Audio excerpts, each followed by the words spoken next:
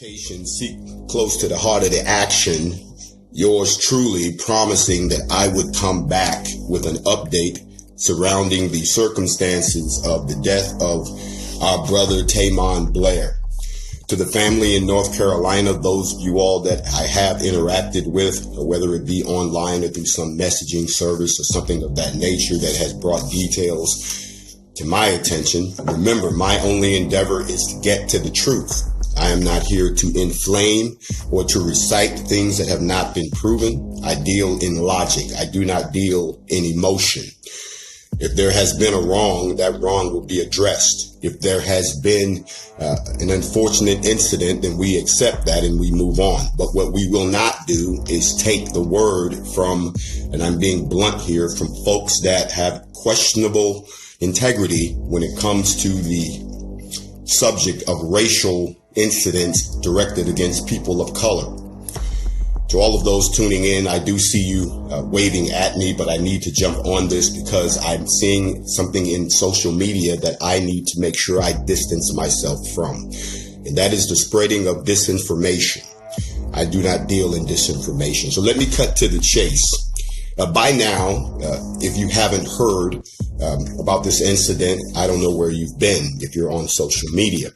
But if you have been watching mainstream media, you know nothing still. And I still have a problem with the major media networks like CNN and MSNBC and Fox News and a few others that have chosen to cover less, more important things that we may find that we would like to know about, as opposed to the things they throw at us for distractions. So we have no choice but to resort to these particular type of platforms to talk to our people about what's really going on. So let me cut to the chase. I told you I was going to go and have some conversations and get some facts and look at some reports. And, you know, just like a cop, I need to see some things. I need to see facts. I need to talk to some people. I need to visit some scenes. I need to see the perspective. I need to see the aerial shots. I need to see the crime scene photos. I need to talk to the detectives. I need to talk to the witnesses. I need to walk the grounds where it happened. I need to smell the air, taste the dirt, feel the spirit, to get to the truth. And I've done this with a lot of high profile cases behind the scenes. I am not in this for fame. I'm not in this for recognition. I don't care about that anymore. I care about the truth. I am one of the last human beings that you will ever stare at, who was born in this country less than a human being. The Civil Rights Act of 1964 made all of us equal human beings accordingly in the United States. I was born in 1963. So I was the last of the generations of those who were not considered full humans on this planet, in this country. And it has been our struggle ever since to be treated as an equal human being, nothing more. And that is why when we hear about cases like this, where we have black folks ended up swinging at the end of a rope like strange fruit, we have to wonder if the demon has revisited us. And given the current climate in this country, I would say the demon is alive and well and rampaging through our streets. In the case of Taemon Blair, originally I showed you a document that was dated March 21st, and it came from the Allen County coroner. And interestingly enough, Christopher Mills, who is a deputy coroner in that office, he issued this very terse and short response as if to say, that's all that happened. There's nothing to see here. Move on. Pardon my language, brother, but as we say in our community, you got me fucked up. So therefore, I am not just going to take your word for it, but I will take your testimony in the case of who killed my brother. So the Allen County coroner's office, which I'm really not sure why they're doing all the talking here, decided to clean up that statement and release a bigger statement that you can now find online. If you look and read this particular document, which I did in detail, it raises more questions than it does give answers. And to those of us who still practice critical thinking and who do our research instead of going to the University of Google, it actually shows us that if you do some of your own first level investigating, that there are some glaring inconsistencies and we have a couple of problems. I'm going to go through those right now. Now, if you haven't read this concise report, I will summarize it for you logistically. Here's what they're saying. They are saying that through utilizing the GPS system in his truck and also looking at video that we haven't seen yet and tracking his movements, that they were pretty sure of what time this young man arrived in Fort Wayne, Indiana, and also what time the body was discovered, the basics. What they're not answering is the gap. So I'm going to fill in the timeline of events, and then the questions will raise on their own if you go through this yourself. But here's what they're saying, and you folks stay with me. This is what's coming out of Fort Wayne and a few other folks that I've talked to. And again, I am broadcasting from an undisclosed location in some seedy motel somewhere as I chase down the truth. And let me go ahead and make this plain. I don't travel unarmed. Yes, I keep the weapon on my side and the AR in the trunk because I remember what happened to the last group of people who went digging around for racial incidents back in the 60s. They ended up in a landfill covered by a bulldozer, and it took the FBI and a few other folks to go down there and find them. Jay ain't going out that way. Here's the deal, folks. They're saying that on Wednesday, March the 13th, at about 3 minutes to 7, this young man's truck arrived in Fort Wayne, Indiana.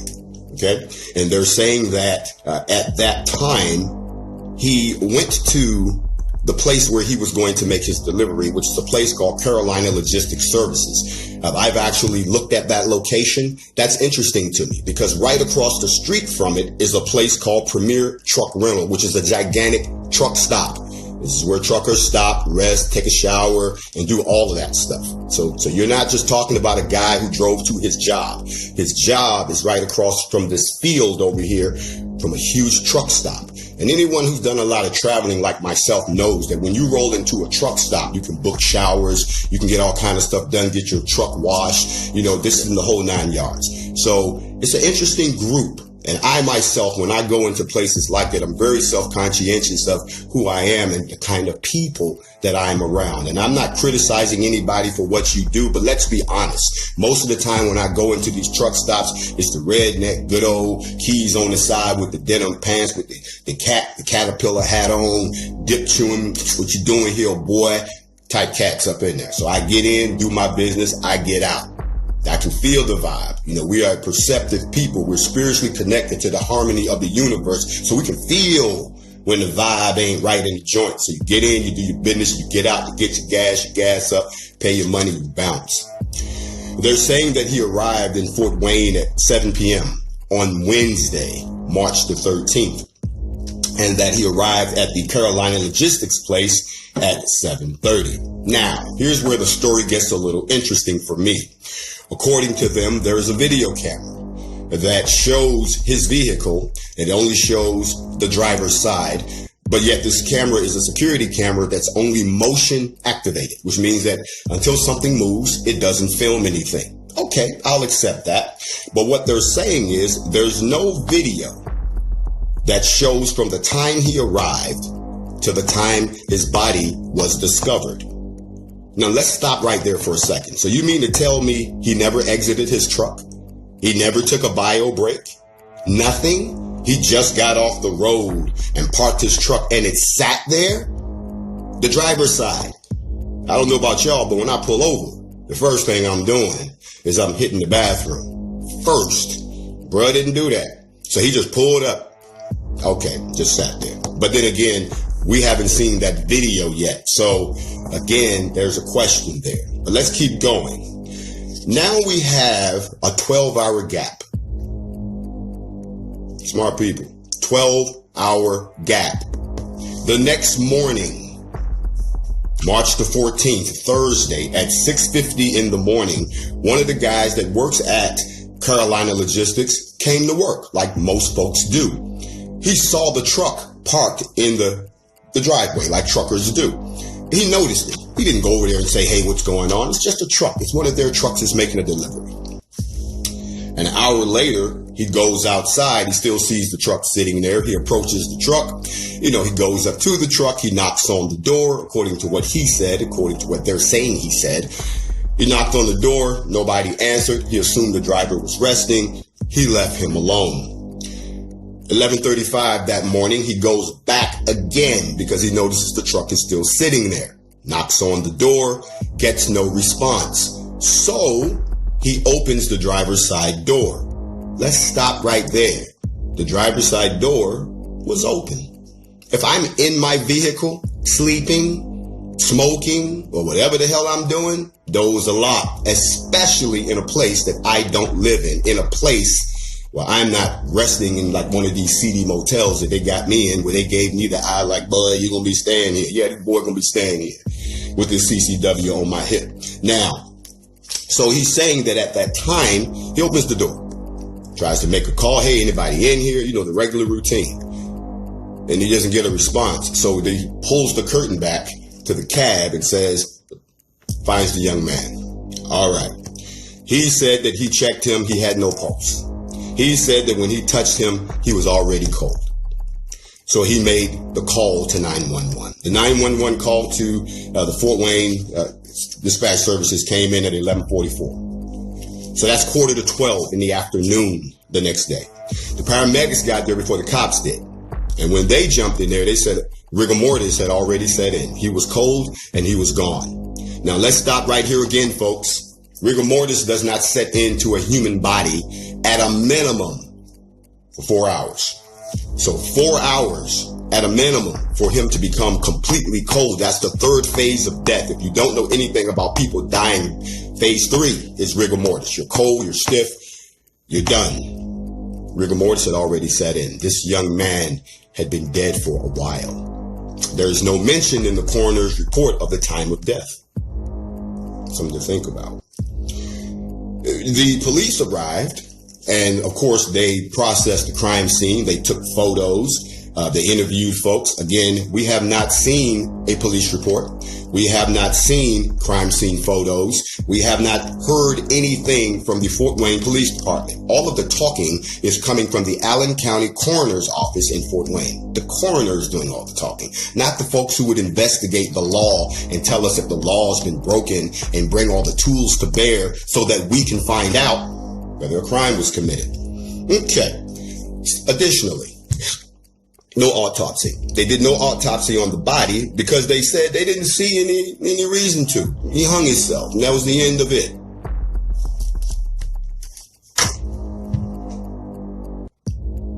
Nigga, please. That's all I gotta say there. They said the family could have asked for an autopsy. The family was in North Carolina. When the body was released back to the family, as we all know, the family had tons of questions. The family said nothing matched what they were told. So, of course, they would want an autopsy. But when the people who found the body and had the body and treated the body and shipped the body tell you that you didn't do an autopsy because there's no reason to do an autopsy. There's always a reason to do an autopsy when someone dies. I would be so far remiss to ask, because they're stealing our organs these days. I find it interesting that no one decided to do an autopsy on a healthy young black male. That's another story for another time. So here's where I am. I would like to know what happened between the hours of 7 p.m. Wednesday and 7 a.m. Thursday, March the 13th to the 14th, because in that 12-hour period, this young man died in his truck with the driver's side door open. That's only activated by a motion sensor camera that accordingly there's nothing on. Where is the videotape? Where is the police report? Where are the forensics? Where are the crime scene photos? What happened between 7 p.m. Wednesday and 7 a.m. Thursday? Where are his cell phone records? You track the truck by GPS. Let's track his phone by GPS. All I'm saying to you is a lot of shit ain't adding up, y'all. And this big statement that they put out today from the coroner's office raises more questions then it answers. This young man did arrive on the 13th where he was supposed to be at the appointed time, but he had 12 hours until they came in the next day to unload the truck. So truck stopped right across the field. What do? You're going over there to get you something to eat. You're going over there to get you something to read. You're going over there to take you a shower. You're going over there to call your peoples. You're going over there to kick back, max, and relax. But you also go over there and you internet with those redneck truckers that can't stand our ass. Trust me, I deal with them every day. But I'm not the kind of brother that's going to back down from you. I told you, when you look me in my eyes and you deal with me, I don't give a damn how hard you might think you are. I'm a U.S. Army soldier, very well trained. Your ass is in for the fight of your life. I ain't going out like that. And I have a strong belief here that from what I'm seeing, we haven't gotten the whole story yet. So I'm going to come back again as I get a little more irritated here from my undisclosed location, as I try to figure out, somebody going to tell me what the hell happened between 7 p.m. Wednesday and 7 a.m. Thursday that nobody is talking about. In the case of Taemon Blair, that's only being reported on the internet because mainstream media obviously still doesn't care that stories that affect people of color are breaking news.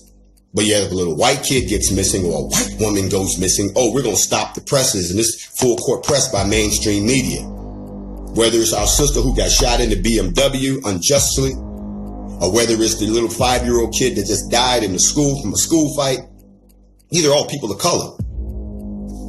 But I will not sit here and let something that reminds me of the 60s become everyday occurrences. And any of you all who know, I will get down to the bottom of this. And at the end of the day, to the Fort Wayne Police Department, you and I still have not had that conversation yet. So to the chief, who still has not returned my calls, I guess I just need to show up at your doorstep, because I still don't understand why I'm hearing from the coroner's office and why the public is hearing from the coroner's office, but we're not hearing from the police department that claims that the investigation is still ongoing. Now, to my folks out on the internet, please stop spreading misinformation. You cloud the case. To my folks on the internet, I'm here just to determine the facts. There have been rumors that the door was kicked in, there was a fight in the cab, and his neck was cut from throat, ear to ear, and his head was coming off, and his leg was broken. I heard all that too.